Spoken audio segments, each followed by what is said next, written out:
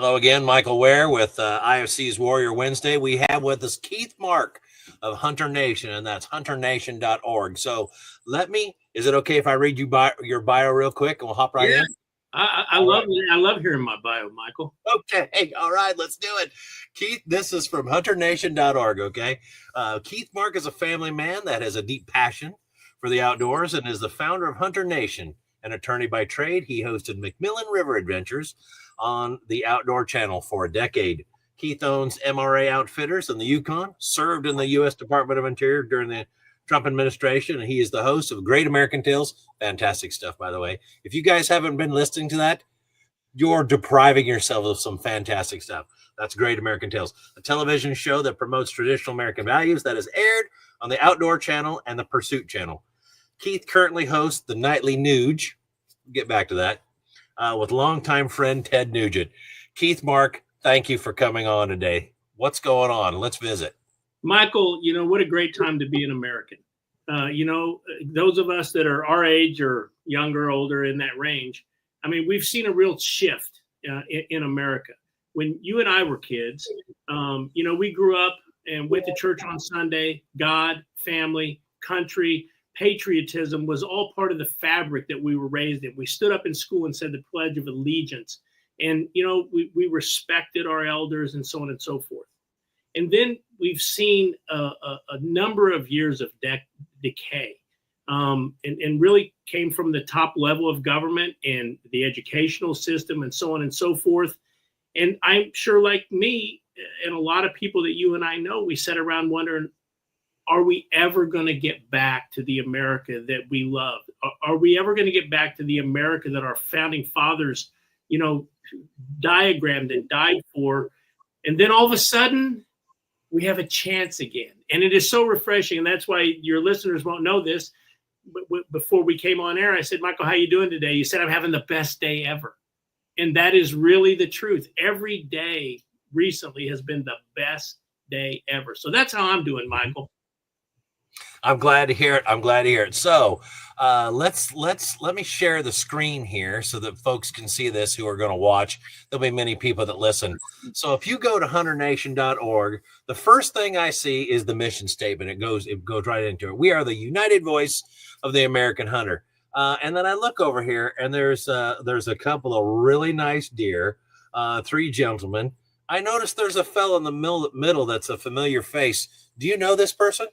Ted Nugent, best friend I've had for 25 years. I talk to Ted every day. I've already talked to him twice today. Right. No better patriot, loves America. He just happens to be a rock and roll legend, an incredible hunter, great family man, great husband, but true patriot. Yes, love it. It's kind of funny. My family taught me. It was my uncles primarily. My dad wasn't much of a hunter. He was an avid Second Amendment guy. But hunting really wasn't his thing, but it was for my mom's side of the family. And in fact, they grew up in all in Northwest Missouri and on a farm, and things were pretty tight for them. So usually deer hunting meant, or actually always deer hunting meant, this is going to help us eat. So I learned to do this with my uncles.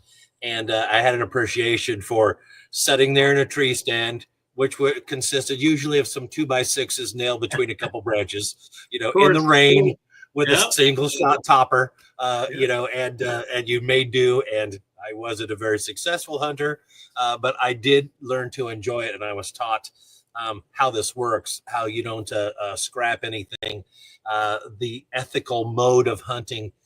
Sometimes you win, sometimes you lose, all these things.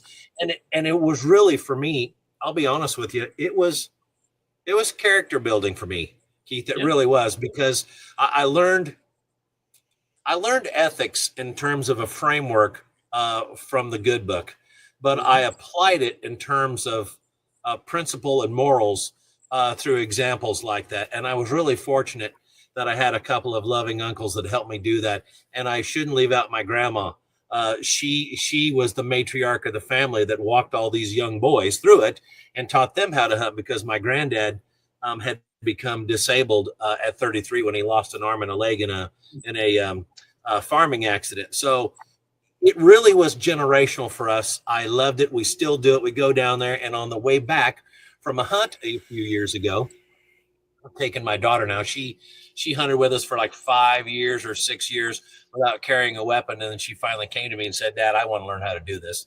And I said, okay, we'll fix you up. So as a rifle builder by trade, built her a rifle, gave her a bunch of ammo to practice. We learned these things together, and we were coming back from a successful hunt where she did very well. And I said, you know, there are groups that work specifically to keep what we just did protected, to advance it. And I said, and I've done you a disservice, sweetheart.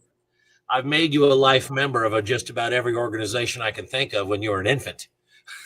But I said, what I haven't done is entered from the Second Amendment realm, I should say, but I haven't entered the advocacy in hunting, and I haven't placed those things at the forefront.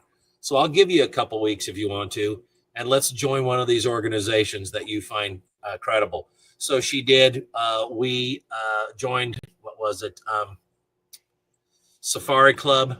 And then just the other day, we were talking about this in preparation. I said, have you checked out hunternation.org? Well, yes. And I said, would you like to become a member? And she's like, why not? And I said, well, I'm going to visit with this guy. Let's see what this is about. I think we should be supporting more of these orgs. So if I want to join, why should I join? And what's going on here with Hunter Nation? Tell me about that. Yeah. So think about this. There are a lot of great hunting conservation groups out there. But if you look at them, they're all issue oriented, whether it's one particular species, mule deer, elk, turkeys, ducks, or one particular region or state. There's not really one organization out there that's fighting for all of hunters and hunting, basically fighting for the American hunter and our way of life. And that's the niche that Hunter Nation wanted to resolve. We wanted to represent all hunters, all disciplines, all corners of this great USA. Because think about this, what you just talked about there, Michael. Think about the lessons that we learned through hunting. It's really all the most critical lessons in life. And you know, our mission statement is pretty simple. God, family, country, the Constitution, and the hunting lifestyle. And so when you think about it, everything you do, people said, well, why would you lead with God? You're a hunting organization. If I have to explain that to you, you're probably not somebody that wants to be a member of our organization. Family, you know, hunters historically are great family people. They do this lifestyle, not singularly, although we hunt a lot by ourselves. We do it with our family and our friends, and, you know, obviously country. That's why we're able to do what we do, because of our great former and present military heroes and veterans.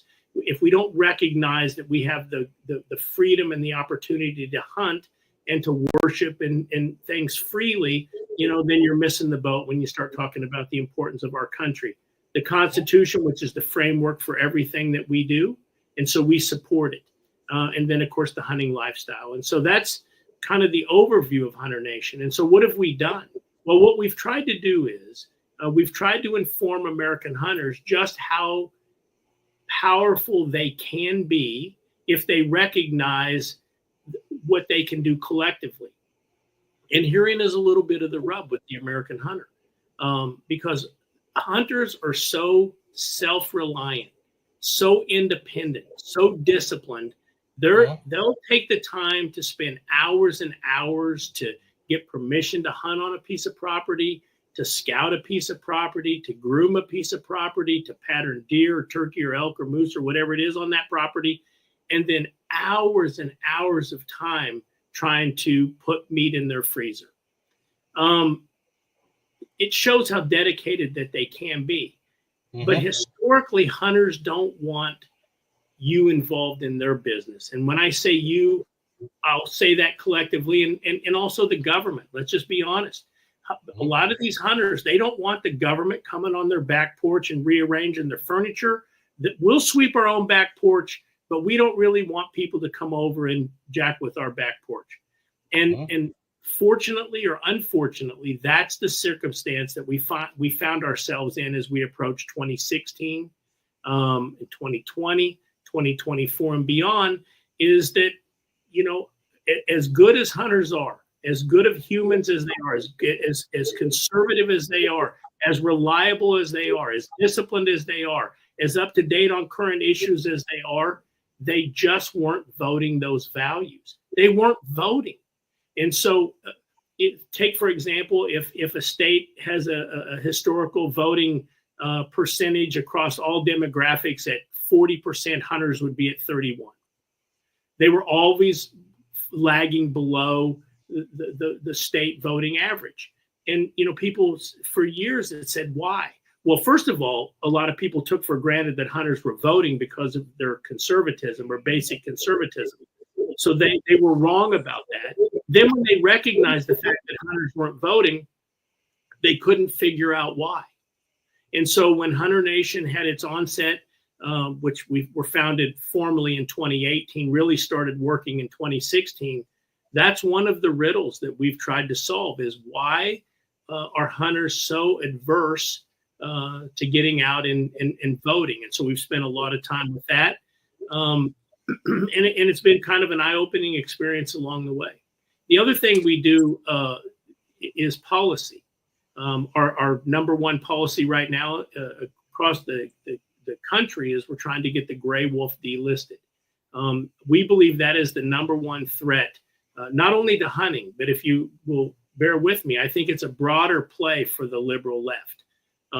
Because how many times, and you're obviously big NRA, big gun guy, big Second Amendment guy, how many times do you hear the left come out and say, we're not coming for your deer rifles, or we're not coming for your hunting guns. We just want all the rest of them. You don't need to have this. You don't need to have that. Oh, but by the way, there's a difference between a gun if it's used for hunting. Not our distinction, their distinction. And so yes, I know what you're talking about. If we had a world, Michael, where there were no deer, no elk, no moose, there would be no hunting. If there's no hunting, there's no hunters. If there's no hunting and no hunters, then there are, by definition, no hunting guns. So then they just become all the rest. Then guns are just guns and we want them. You don't need them. It's not a tool anymore for hunting. It's just something we're going to confiscate from you, or we're going to regulate it away. So the left has come into this long-term play, and hunters are late to the party on this issue, Michael.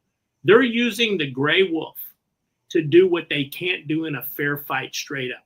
There's no way in the world, because of our Second Amendment, because of the strength of the NRA and the regrowth and birth of the NRA under its new current awesome leadership, there's no way the left is going to be able to legislate our guns away. It's just not going to happen. They're going to have to do it in a backhanded way. So they've released wolves. They've released wolves all across the West and up in the Great Lakes, and they're spreading it down to Colorado. They've released them down in the Southwest. And what has happened with that release? The liberal left, they've embraced it in such a way that, oh my gosh, what a great success story. We have wolves back. But what's the price? The price is deer. The price is elk. The price is moose. Take the state of Wisconsin, for example. In the year 2000, the deer rifle harvest was over 610,000 deer. And then at that time, there was just a handful of wolves in the state. Now, there's some estimates that have the wolves well over 3,000, and the deer harvest in 2023 was 210,000. It was the lowest in recorded history in Wisconsin. And how many more years of wolf proliferation and no management will it take till we get to that critical point where we can no longer recruit young deer, and that'll be the end of it? And so, but again, the left, for all their PETA, for all their defenders of wildlife rhetoric, they don't really care about this wildlife. It's a tool for them to an end, which is to wipe out conservatism, to wipe out capitalism, to wipe out really our American freedoms, and they're playing the long game. So Hunter Nation is trying to inform the American hunter, listen, if you don't get active, these people that hate you, hate your lifestyle, despise the America that you love, they're voting in droves. And so we've had a really good run here in the last few years of getting turned. We turned out more hunters in 2024 than ever. We'll get into some of those numbers in a minute. But it starts with policy. recently in the state of Pennsylvania. It's hard to imagine this, Michael, but in Pennsylvania, up until 2 weeks or 3 weeks ago, you can't hunt on Sundays. Think about this. You're a working guy in a factory, mandatory overtime on Saturday. You get 1 day a week to hunt, and that's Sunday, and you got to juggle that with church and other family things. It's unconscionable that they would say you can only hunt certain days a year in the United States. Well, Hunter Nation worked very diligently on that issue. We thought we were going to get it done last year. We didn't, but we recently got Sunday hunting passed in Pennsylvania. So now hunters can enjoy the great outdoors and hunt and recreate with their family and friends on Sunday now in Pennsylvania. A number of other issues that we've been involved in a number of different states, but we need these policy fights and wins so the American hunter realizes that Hunter Nation's actually out there taking on the tough issues, Michael, and none bigger than the wolf. If we can get this wolf solved, and I'm on a mission, Hunter Nation's on a mission. If we can get that solved, Michael, I think it's going to be the biggest pro-hunting, pro-conservative America legislation in a long, long time. This conversation so far has been hugely illuminating. And you've put together some puzzle pieces for me. Frankly, Keith, I didn't understand it this way. I'm really, really glad we're having this conversation. We have property in southern Colorado, and the neighbors out there, and myself included, are absolutely beside ourselves because a ballot initiative ushered in the wolves reintroduction in Colorado, which has just been in the last year and a half or 2 years or something like that. And I thought to myself, well, what are we doing here that we put this out there for a public vote? Because, and when they voted that in Colorado, I don't remember the number exactly, but I want to say they made it by the skin of their teeth. They had to get half. And I think it was literally like 51% or something. Not even just a tad over 50. Was that it? Yep. Okay. So just a fraction of enough to make this work. So basically, for lack of saying it a better way, mob rule. Okay. So 50% plus one showed up. So now we've got the angry mob plus one, and now it's working for us. And then I thought, well, how bad can it? And I was talking with some ranchers at one of the local cafes, which started off a little tough because we got the argument about grass-fed beef versus corn-fed beef. I'm, from Iowa. I enjoy beef where it's actually raised well and tastes really, really good. They like it with a bunch of grass. I'm like, sorry, that stuff's horrible. So no fist fight, but it was getting tense for a minute. Anyway, we started talking about the wolf thing, and I said, well, it makes me wonder what the motivation is here because they have introduced so few. I said, I want to say that there was only like 18 or 20 or 12 or something like that. It was very, very small numbers. I figured they'd be doing hundreds. And the rancher corrected me. He's like, well, it won't matter. He's like, these packs will grow. He said, it'll take a little while, but he said, they'll grow exponentially. He said, because they have all kinds of things to eat. He's like, there's all kinds of elk. There's all kinds of deer. And he said, and there's all kinds of calves. So he said, and there's some sheep out here and some hogs, but he said, there's all kinds of stuff where people still take their, you know how this works. They take their cattle up in the mountains and they open graze and then they bring them all back down. And then they count them and they take their lumps when there's a whole bunch missing, and so the wolves, according to them, and I think they're right, will manage to really get a foothold and then they'll devour things. And so I was asking myself, well, why is this such a big deal? Why are they on a mission to reintroduce something that selection, logistics, conflict with man? We can't say that isn't an issue. These all took place, but they led to an outcome. And the equation is, for lack of a better way of saying it, is mostly balanced. Well, why are we putting our thumb on the scale? And you're telling me that when the wolves do what wolves do, which is devour everything else, that the hunter won't have anything to hunt, that his rifle will become rusty. He'll get rid of it because he'll say, well, I haven't used this thing. I haven't hunted in years because there's nothing to hunt. I just sold it. Either that or we'll come in now because this is the last refuge for the anti-gunner and say, well, you're not using it. You don't need that anyway. Or we're going to regulate or constrict hunting because of numbers are out of whack and we're only going to let you shoot one or two because the numbers are way down. I had never considered it like that. Am I getting this right? Am I regurgitating this accurately? No, 100%. And think about this, right? It's even bigger than that, too. Hunters really are the last bastion of a large group of conservative America. And that's really the truth. And that's why when we went into this 24 election, we knew if we could motivate this demographic in numbers never seen before, that we could shape the future direction of America. And we were able to do that. And like I said, I know we're going to get into some of these numbers. It's going to blow you away. Imagine if we did not have this block of conservative hunters to turn to in 2024 that literally was the difference in 4 of the 5 key swing states. What would have happened? Here's the other thing, too. Think about Bill Gates and the left and all these people talking about farming and ranching, cow farts causing climate. So there's a direct attack on farming and ranching. And why is that? It makes no sense on its surface, right?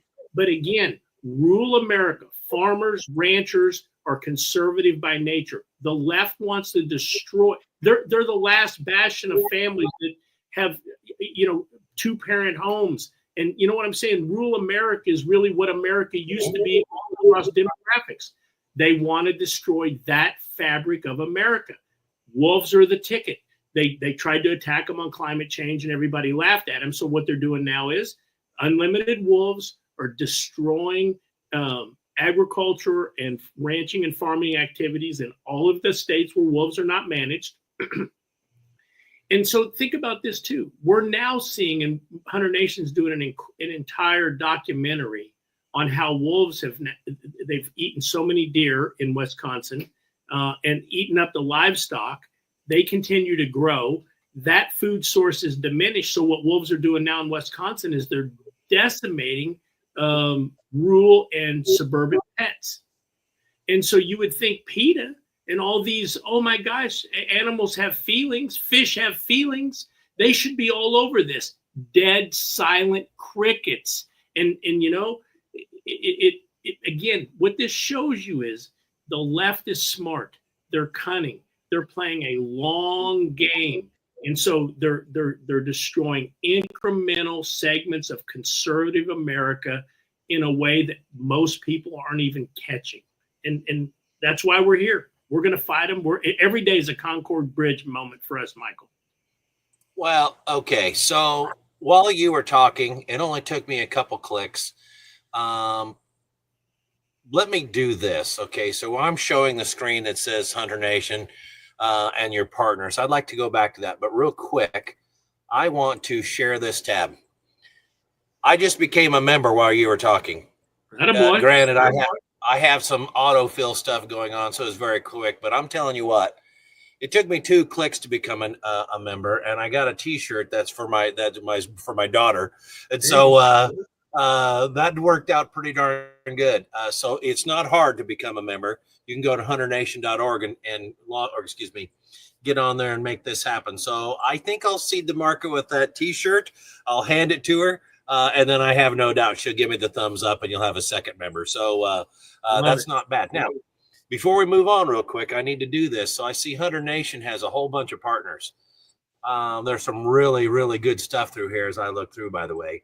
The funny thing about it, IFC does the same thing. We have trusted partners that we absolutely need and have to have so that our advocacy moves forward. And if you go to iowafc.org and you hit the Trusted Partners tab, you'll see these people, a little bit about them, and most of them have some sort of code or gesture back to the people that support them. And so we really want to encourage people, check out our Trusted Partners, become a member. When you do, there are benefits to membership beyond just the work that you're doing, the work that we're doing, and your help and your solidarity. This makes a big difference. And I'm really tickled that these people are willing and able to do that. So that's my plug. I want people to go to iowafc.org. I want them to become members. I want them to do business, Keith, with the people that are supporting them. I think that's absolutely huge. So I wish people would do that. Yeah, listen, when we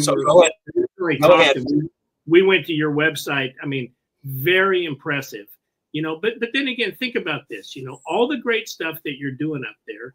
It's kind of like your peer group. good people hang around with good people. People that are trying to do good things, they attract people doing the same thing. I looked at your sponsor list, and it's exactly the type of people that you would imagine that would be doing work with IOFC.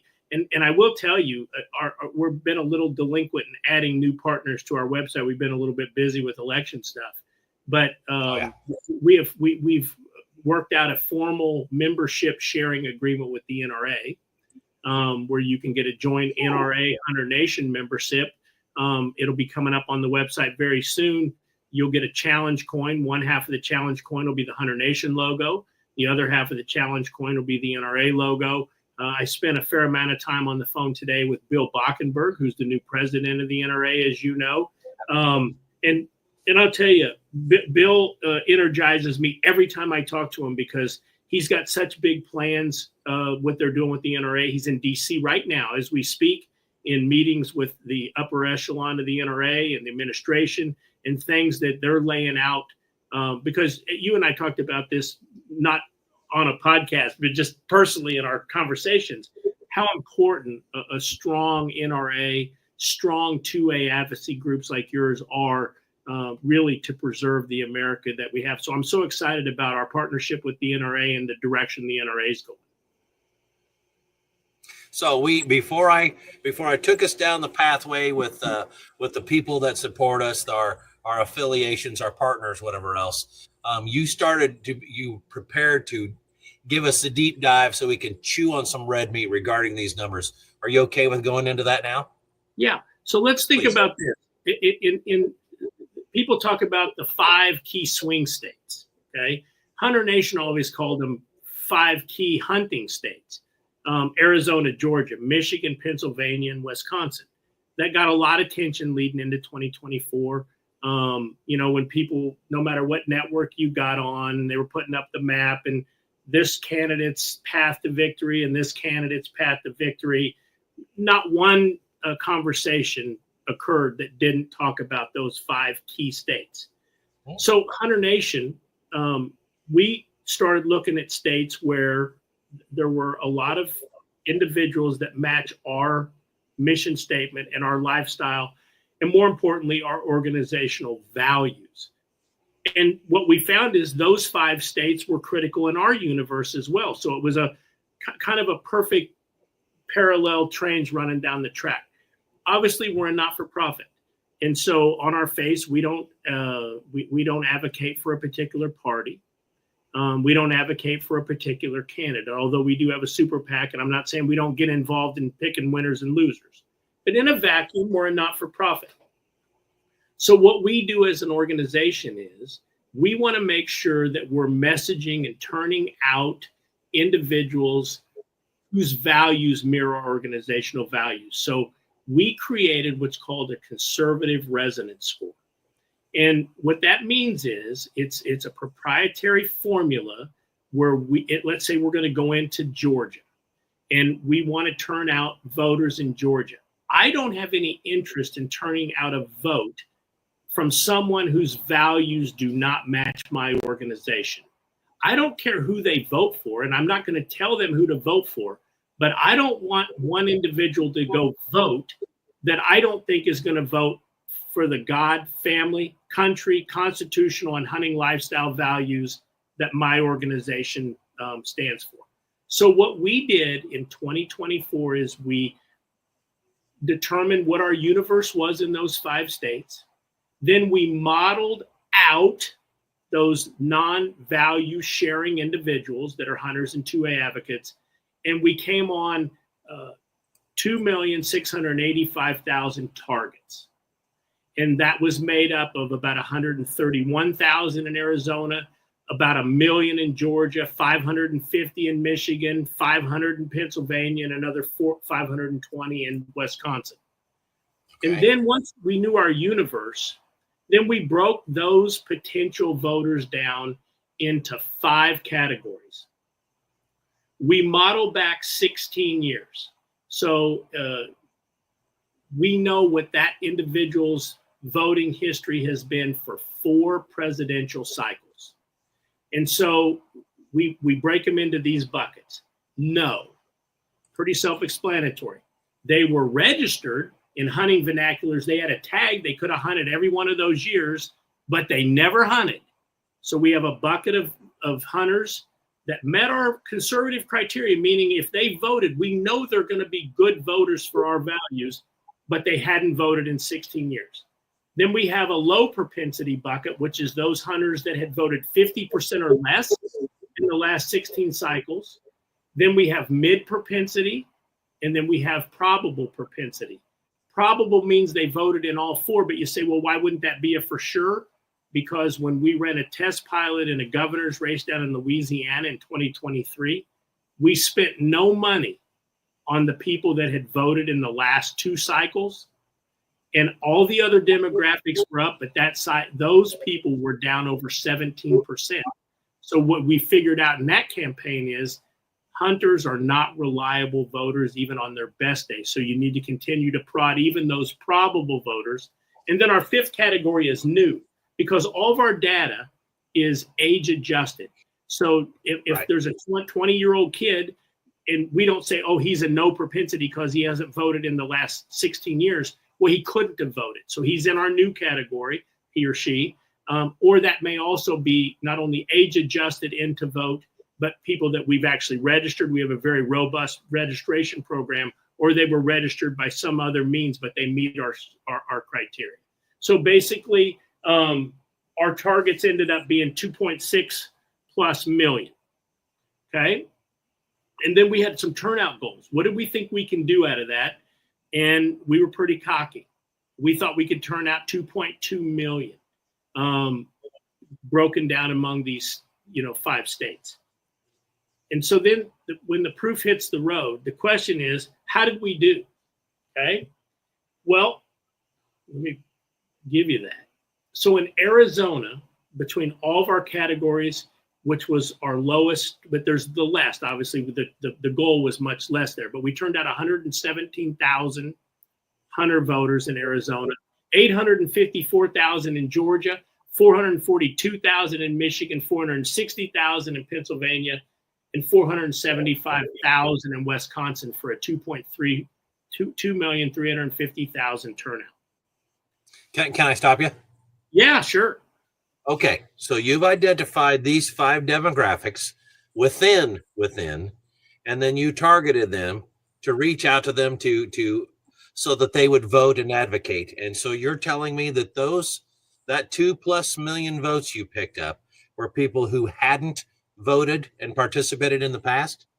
No, it breaks down between no, low, mid, new, and probable. But if you want to just, but you've raised a great question.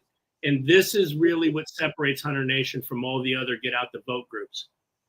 Our forte is turning out those low and no, meaning the people that were registered 16 years, never voted, or voted 50% or less in the 16 years. How'd we do in those 2 demographics? Not counting the new, not counting the mid, not counting the probable, just the low and the no.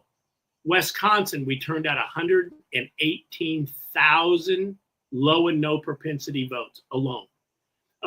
Pennsylvania, 145,000. Georgia, 287,500. Michigan, 152,000, round numbers. And in Arizona, another 40,000. And so people that are listening right now, they may say, well, 100, 200,000, that doesn't sound like a big number. Well, in Wisconsin, one of the most critical states on the map, I told you we turned out 118,000 low and no propensity hunters. The margin was 29,397. Let me repeat that. In the low and no category among hunters in Wisconsin, where we turned out 118,000 people that would have never voted in the hunting demographic without Hunter Nation's program, in a state, the margin was less than 30,000. Pennsylvania. Everybody said it was going to boil down to Pennsylvania. And we did spend a fair amount of money and time in Pennsylvania, turning out 144,000 plus. Margin 120,266. Jeez. Georgia, 287,500 plus. Low and no propensity hunters turned out because of us. Margin 115,100. So Michigan, 151,742 low and no in a state where the margin was 80,103.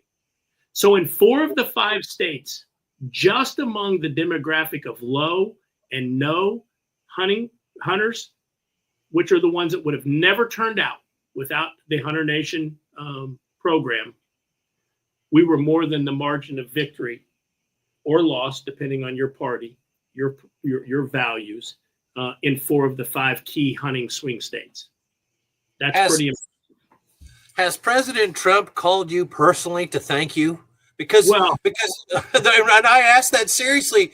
Here's the deal, Keith. For those of you not listening, those numbers, that change, that motivation from doing nothing or almost nothing to getting out and voting is an absolute, that's remarkable. I have never heard of that level of success. You should be enormously pleased. That is cause for celebration. And oh, by the way, thank you for waking these folks up. I hope that their votes were valuable and that their votes were those based in education and truth, because that's absolutely remarkable. That is a tremendous, tremendous victory. Thank you for that. Yeah, well, thank you. And I don't know if you get a second kind of look at, if you go to, you're thumbing through our website there, if you could go to where it says the team, look at our team. Yep. Let me get there right now. So about team, you bet. Yeah. And then it'll give you a listing of all of our board members there.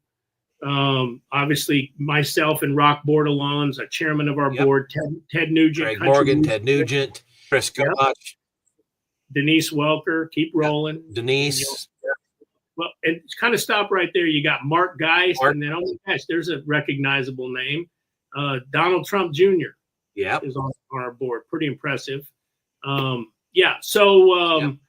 think the people, and then of course we have Tim Rupley, who's the president of the U.S. Olympic Shooting Sports.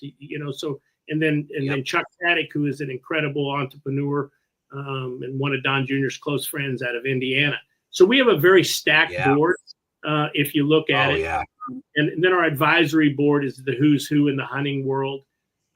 So to answer your question, I'm pretty confident the people that are concerned about how elections are won and lost are very well versed with what Hunter Nation was able to do.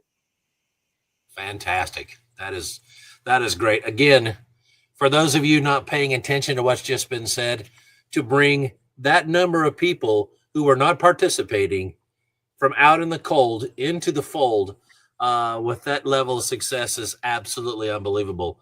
Are you able to claim credit for being the architect of this, Keith, or did you have help? I'm curious. Oh, listen, you know how this goes. Did I found Hunter Nation? Yes. Did I have the idea for the wheel? Sure, I did. But, I was actually rolling the wheel sideways. So it flopped until I got the right team around me. And then they said, hey, Keith, why don't you put it up on the end and roll it? I had the idea, but the truth of the matter is the people that know me that I'm not smart enough to have really done this without. I have the greatest team ever. We have the greatest data team. My media guy, Tim Lamar, who's with me here today, he's been with me all the way back to the MacMillan River days, produced all those shows. Tim is accomplished in his own life.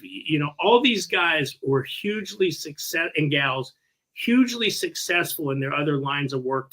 Tim works for the NFL and has done many national marketing campaigns. Dwayne is just a data guru.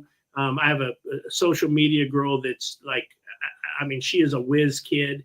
And so we've put together a team that, and you know what? What does our team have in common? God, family, country, love the Constitution, and share this hunting lifestyle. And so we've put together a team of like-minded patriots that have, really made this work. And so, I had the idea, but Michael, if you're around me long enough, you'll realize that I'm not nearly smart enough to have accomplished what we did without the help I have. I think I can understand that when I get the privilege of visiting with so many people and hearing so many absolutely fantastic stories, and they're very personal stories. I think that's one of the reasons I enjoy doing this the most, Keith. But when I visit with these people, they often will bestow accolades on me. Oh, Michael, you're great. You're this, whatever else. And I'm like, no, dude. I just happened to be there when the bus stopped and I got on. It's everybody else at IFC that actually does things. We've got, board members, executive committee. We got people working gun shows. We've got people working events. There are people out there hustling membership. And we've got all these volunteers. They make this work. And ultimately, these trusted partners I spoke about, this membership that we serve, they push this thing forward.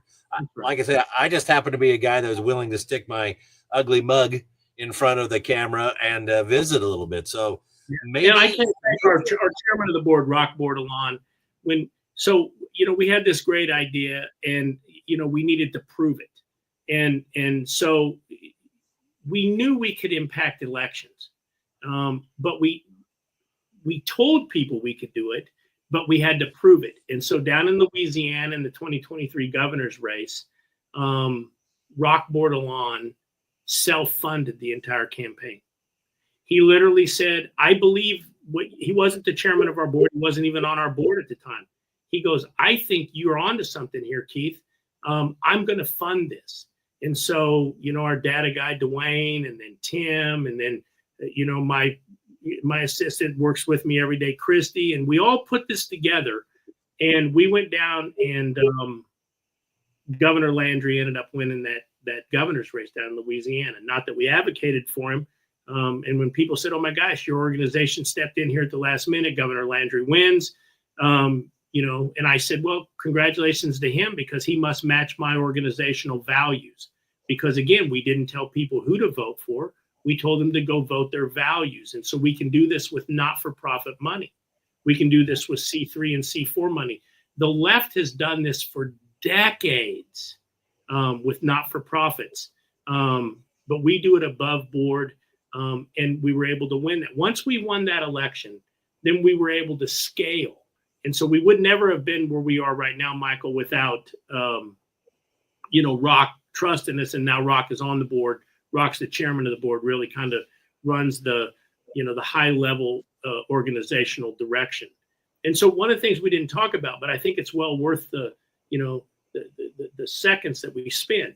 So Hunter Nation has got this niche where we're turning out these voters. And we did partner with the NRA, by the way, in the 2024 election. So not only did we turn out, hunters and conservative hunters, but we also work with the NRA and other 2A advocacy groups to turn out non-voting 2A advocates, which there's far too many of those too. But in any event, so we have a broad partnership. So how do we do it? Well, the modeling, this CRS score that my brain trust came up with, it's so phenomenal. It's simple. It's so complex, but simple that we don't spend a dime on people that we don't want. They're not going to match our values. So it's a huge dollar savings. The other thing is that we figured out too is how to motivate these people, because they weren't voting. No one could get them to go vote. Whether it's Trump, Harris, Biden, Obama, they're running ads. Hunters they're just not voting. So how do we get them to vote? Like you mentioned in my bio, I spent 10 years on the Outdoor Channel. I did a television show, MacMillan River Adventures. My co-host was WWE superstar Shawn Michaels. And so the way outdoor television works is we buy the time with the network, and then we go out and sell sponsors. And so Remington paid Shawn and I to promote their products, and Carbon Express and Mossy Oak and Rocky Boots and Dead Downwind and all the Bushnell and eventually, other sponsors. And so during the show, with in-show content, we tried to let the viewer know why this was working for us. If they trusted us because our hunts were successful or the stories that we told entertained them, then they'd go buy that bow or boot or bullet or binocular. And so what we realized in the hunting world is influencers play a large part in what motivates hunting consumers to make a purchase. So we logged that into our brain. And then we also realized that where you provide that content to them, if you're trying to get a hunter to buy an elite bow and you're putting it in GQ magazine, you're probably wasting your money.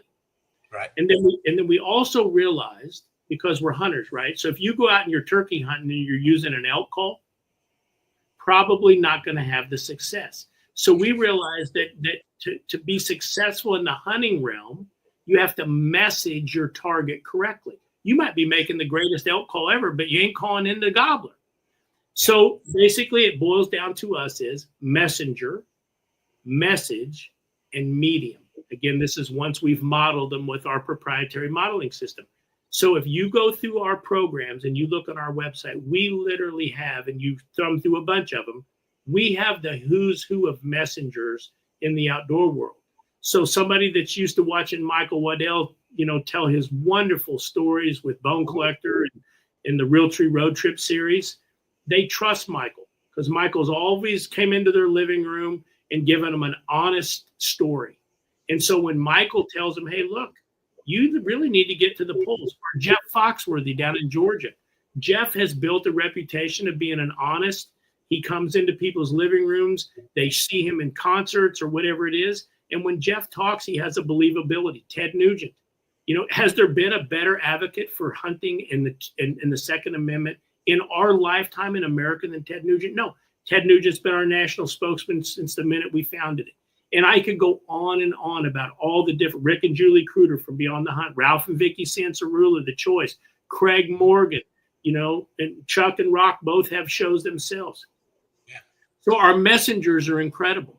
And then the message, because all of us on our team are hunters, and all of us have either produced TV shows to motivate these people to go purchase, we know the message that works, and we pull it, we test it, and if it's not working, we shift. And, just like anything else. So we know how to call elk in with elk calls. And that's what we're doing with these hunters. And then we already knew the mediums. We know where hunters get their content. And we message them right where they get it. In fact, there's Sportsman's Channel, Outdoor Channel, and Pursuit Channel are the three largest networks that disseminate hunting content. Yeah. Messaging hunters where they get their content was so important. Rock bought the Pursuit Channel. And so we were able to message through the Pursuit Channel. It's been a fair amount of money on, our competitor, the Outdoor Channel, which is still reaches a lot of people. Not as many as the Pursuit Channel now, but they still have a great reach. And so again, messenger, we have the best. Message, we know how to do it. And then medium. And so that, Michael, is what really separates us from everyone else. And this is why our success, it seems like overnight, but it's based on a lifetime of our life's experience in this hunting world. And we were able to bring it in and blow it up in a very short period of time. And I'm telling you, when you can give yourself goosebumps, Michael, you're doing great things. And all I did was started thinking about 2026 and how critical 2026 is for the future direction of the country. As far as, are we just going to try to chip back a little bit of our freedoms? Or are we going to really work towards the America that we love? And with what we did in 2024, although midterms are very challenging, and hunters historically are even lower turnouts in midterms. So we have a daunting task ahead of us. But if we get funded early enough, I am so confident that we're going to be able to replicate what we did in 2024 on steroids, that where people are talking about the change of power and so on and so forth, I believe we're going to motivate enough conservative hunters and 2A advocates that believe in our organizational values that we're going to continue to see the progression of a free, God-fearing, God-loving, patriotic America. Okay, so just for everybody out there that's trying, that can maybe understand my plight, Keith, Mark, and I, this is the case with this episode, just like it is all of them. None of this is scripted.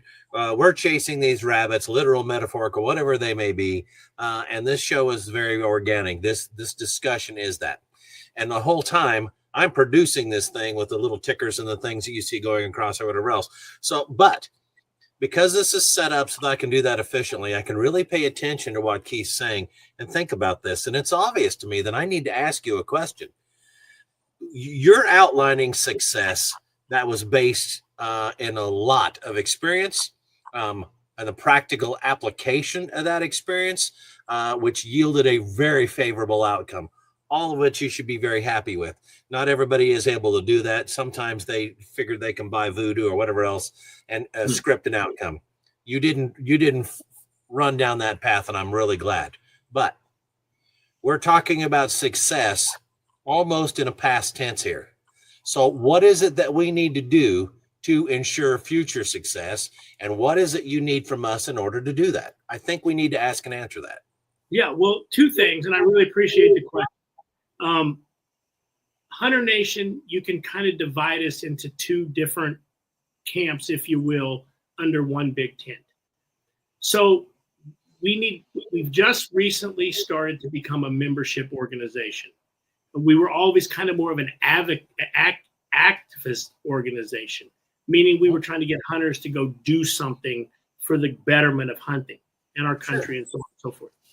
But what we realized, and this is why we now have a state chapter in Wisconsin, we have a state chapter in Pennsylvania, no secret of the successes we had there. We're starting chapters, have started chapters in Louisiana, Kansas. We're working on Michigan and Georgia as we speak. And why is that important that we grow our membership? Because we want boots on the ground, activists. Take the left. There's certain, they make a phone call and they'll have their Antifa, or they'll have their, and I'm not going to fill in the names because then there are people are going to call and say, oh, whatever. But the left has their go-tos. The right really doesn't. Tell me the group that you could call today in any city up there in Iowa, and they would show up, or there's enough of them that they could show up in big numbers. Well, hunters could be that group. So we want members. And that's our number one organizational goal right now, is to get members. So hunternation.org, become a member. We have the cheapest membership, I think, is $25. If you're in a position where you can help us more, get a higher membership, become a 1776 member, or a family member, or whatever the memberships that we have are on there. We need the membership. Does a couple of things. One, it creates our grassroots army on the ground. And it also allows me, when I'm in the halls of Congress, sitting in with Leader Thune or Speaker Johnson or fill in the blank, Mike Lee, like I was there recently on this land deal. That played out very publicly. Hunter Nation's involved in that. One of the questions they've been asking me is, what's your membership number? And, we tell them we've never been a membership organization, but we're going to. And then we have to tell them the impact that we can have. So membership is number one. And number two, quite frankly, all of these programs that we run, how do we reach them? We talked about the messenger, message, medium. Well, how do we deliver that? We do it in text video, mailers, postcards, actual phone calls, and all connect TV ads, social media ads. Every bit of that costs us money to do it. So if we don't have a war chest to do all that it takes to move these hard nuts to crack, let's just be honest about it, Michael. I mean, some of these people we're having to touch 30 times to get them over the threshold. And and that takes money. And so I know there's people out there right now, because I'm a guy that didn't even let my kids trick or treat as kids. Because I said, look, we're not begging for candy. Go mow lawns, go make leaves, and go buy your candy. Okay. So it was the most difficult part of Hunter Nation for me, was realizing that I actually had to raise money to get this wheel from flopping end to end, like Keith was trying to do it, to get it up and where it's rolling to where you can have the success that we just talked about. So raising money is critical. And so I know there's people out there going, there it is. There it is. I knew it was coming. He's raising money. But let me tell you this, Michael. I've never taken a dime from Hunter Nation. Nobody on my board. Every dollar that we raise, and I'm 7 figures of my own money into this organization. Every dollar we raise, Michael, goes to win this culture war that we're in the middle of. And so that's how I can, with no hesitation, I can say, Michael, if you've got some high-end people that are listening to your show and God's blessed them with a capacity that they can actually donate so we can continue to do what we do, we're a great organization. If you want to write the money off through a 501c3, we can do that. If you don't care, or you want your gift to be anonymous, or you're given from your own family foundation, we have a C4 that will fit that type of giving. If you happen to be an advocate, a real you want to really impact who wins, Hunter Nation Action Super PAC is where you're going to want to drop your money, because make no bones about it, we have a Super PAC board, and those candidates that we believe meet our organizational values in races that we're going to get involved in, we will put our thumb on the scale through our Super PAC. So yeah, basically it boils down to membership, hunternation.org. I hope your listeners will go there and join us. And then, like I said, those people that God's blessed and they have the capacity where they can help us financially, at the end of the day, that's how we're going to be able to have the success we had in 2024 in the midterms, if we can get more fuel into this rocket, because we've got the rocket. Well, I understand everything that you're saying. It's music to my ears. IFC operates the same way. We're all volunteer, and every cent that people give goes into the organization and gets used wisely. And the fact of the matter is, I think that there's something that people don't understand about that. There may be a disconnect, and I'd like for people to understand, and they should be able to grasp this based on the way that you present yourself, Keith, the way that this conversation plays out, is we're operating on passion. We're doing these things with others as the beneficiary, and we're asking you to support us, not only to come out and do things and be engaged, but to contribute financially where and when you can, because I can't go to a fight armed only with a smile and a handshake. Right. Sometimes I need more than that. And there are times when that will do it. That will suffice, but it's rare. So yeah. I don't think it's inappropriate to make these asks. You're right. There are people out there saying, well, I knew it and I waited long enough. Well, you know what, guys? Fine. So you were right, and you knew that there was eventually going to be an ask. Now the question is, are you going to pony up, or are you going to walk off and be like the people who didn't engage? Yeah, and if you don't have, not everybody can donate large sums of money. I understand that. But what you can do is you can be part of something bigger than you could ever be individually by joining your organization, by becoming a member of Hunter Nation. And your base membership to Hunter Nation does multiple things. One, it puts your name on a line, and you join a team with Ted Nugent, Donald Trump Jr., Craig Morgan, Benghazi hero Mark Geist, and thousands of other hunters that believe in God, family, country, and the Constitution, just like you do. There's a tremendous value in that, because now when Hunter Nation gets the wolf delisted, every member that bought from a base member to a life membership, they did that. Yeah. Every time we have a policy success, whether it's in your state or another, that's pro-hunting, preserves and protects our hunting lifestyle, our members did that. We're able to only represent them and their values with their help. At a base membership or beyond, it's a big help. And when you're getting into these programs, just for example, and you've got to have a bit of a war chest. I mean, who wants to be healthier more than hunters? We eat pure protein, so when the Trump administration talks about make America healthy again, well, that's right down the hunter alley. That's the lifestyle we live. We live an organic lifestyle. Our food comes from field to table. We know where it comes from. And so recently, and maybe you watch this play out in the media as well, Republican Senator Cassidy out of Louisiana came out and said, I'm going to vote no on Robert F. Kennedy in the committee. And that effectively would have killed the RFK nomination because he was going to be the swing vote in the committee that got it to the floor. And of course, they believed they had the votes on the floor. But Cassidy's vote of no would have killed Kennedy in the committee. Well, as hunters and believing we want America to be as healthy as possible, and as an organization, we believe that Robert F. Kennedy shared our values of what healthy means in America. We took offense to that. So in a 24-hour period, we unleashed a campaign on Senator Cassidy in Louisiana that included phone calls, text video, text messaging, to the point where we blew up all of his phone lines in DC and across his offices in Louisiana. He shut down his website. And the following morning, after we mobilized, in a 24-hour period here, Michael, 250,000 hunters blew him up. He came out and said, hey, look, my constituents have spoken. I'm a yes vote. And then we know what's happened since then. So RFK Jr.'s nomination went forward in committee, and he ultimately was confirmed, and he's now, making America healthy again as part of this administration's agenda. So that in a microcosm, Michael, is so when you ask the question, what can I do? Why should I join?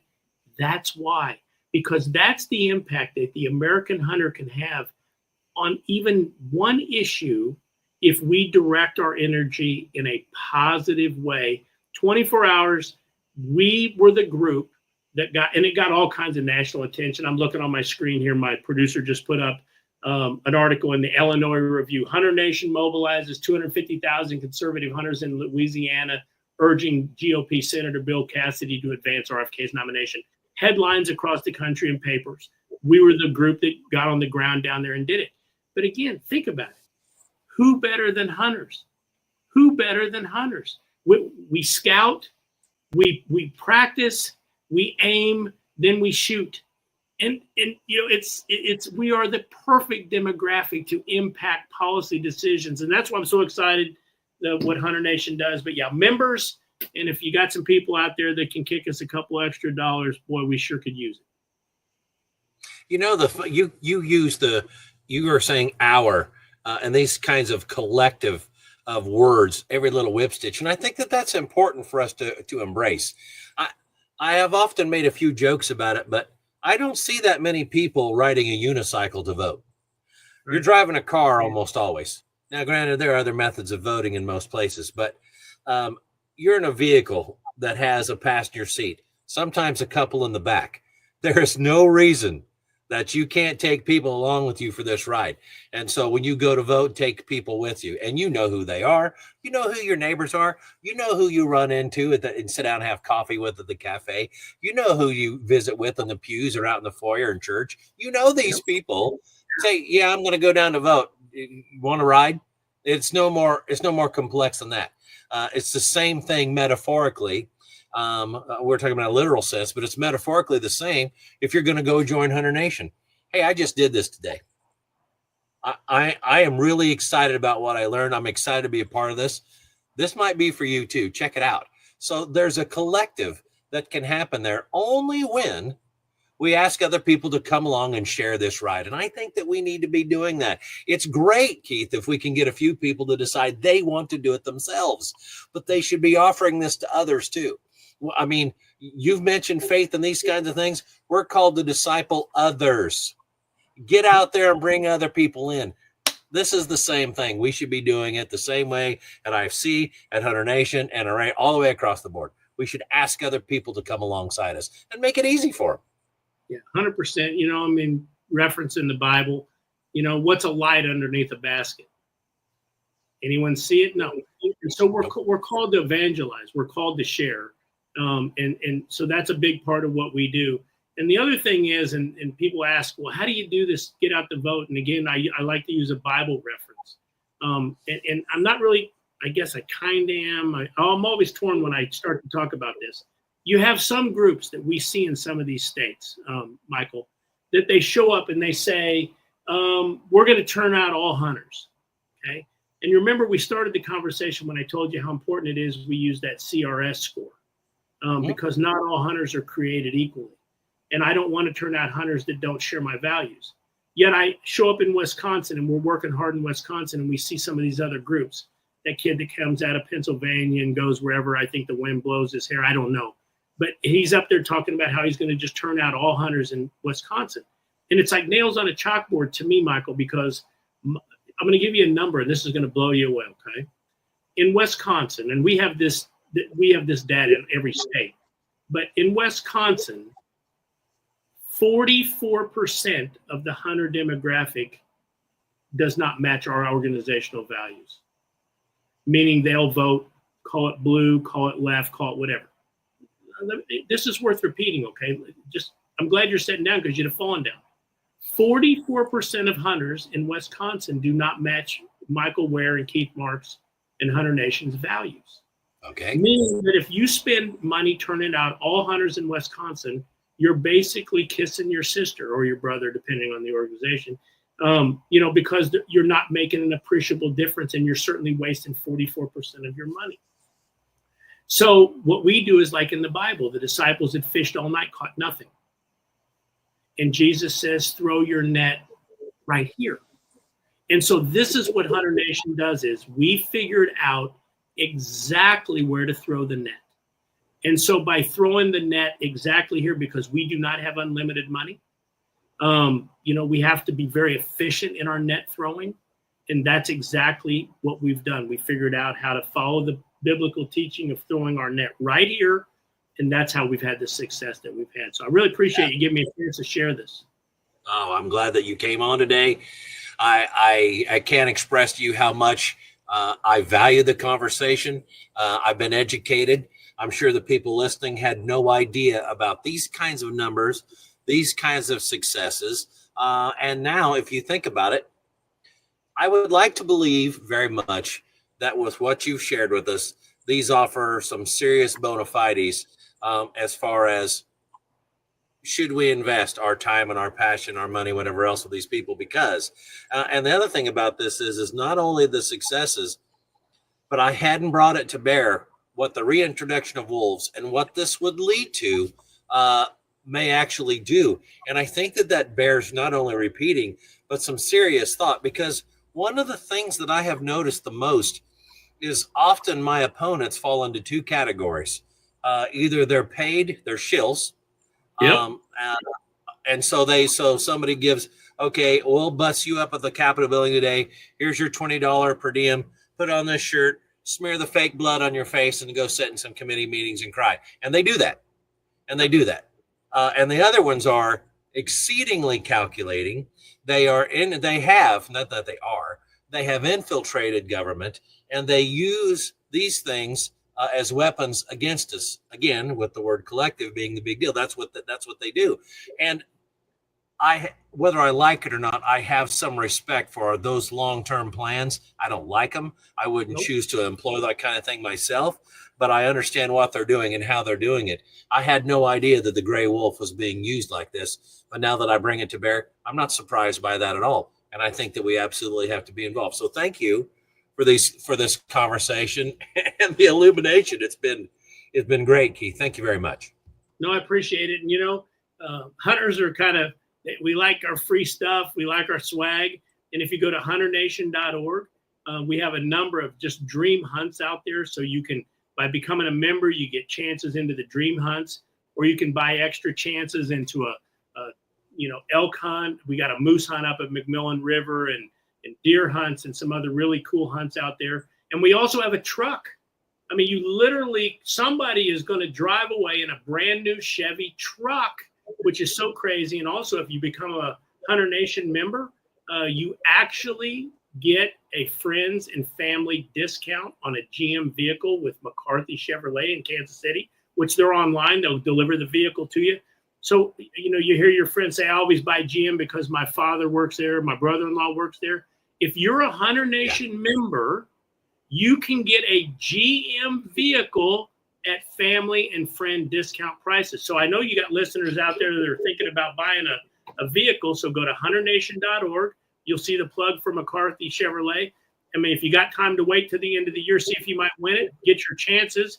If you don't win at the end of the year, then go to mccarthy.com or go to their link there and take advantage of your Hunter Nation membership benefit, which is a very discounted purchase. So hunternation.org, join, get a raffle to get into one of the dream hunts or the Dream truck, and I'll see you on the website. Fantastic. Thank you very much for the conversation today. Keith Mark with Hunter Nation. That's hunternation.org. Get there, check it out, make good decisions. That's all we need, guys. Also, as always, if you've enjoyed this conversation, share it around, like it, subscribe, make sure that other people see it and share it. We've talked about taking somebody with you to vote as being a force multiplier in the movement, right? You don't go there in a unicycle. Same thing here. The easiest thing you're going to do today is click on a few of these links, hunternation.org. Share this around. Let people know what's going on. Share with your buddies. Thank you. Michael, you're a patriot. God bless you. And you, sir.